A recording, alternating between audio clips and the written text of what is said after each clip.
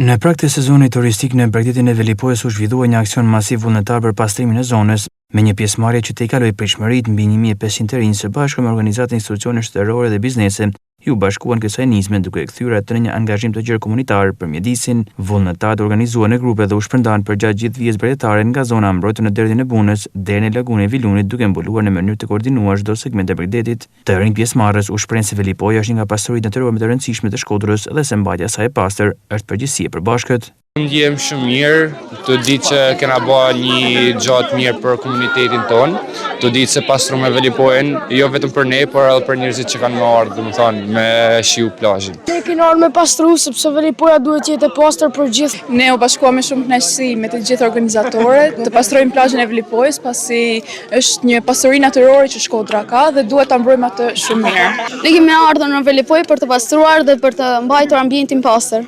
Ne jemi nxënësit e shkollës Ndërmeta dhe kena ardhur këtu si vullnetar për të pastruar Velipojën, sepse Velipoja është një vend që vizitohet shumë dhe ka nevojë të jetë e pastër. Ne erdhëm me shumë kënaqësi që ta pastrojmë këtë vend kaq të bukur, bashkë me shokët dhe me shoqet e klasës dhe gjithë bashkë ne ja dalim banë. Aksioni vjen si një hap konkret për të përgatitur Bregdetin për sezonin veror, por dhe si një mesazh ndërgjegjësimi për ruajtjen e mjedisit në vazhdimsi.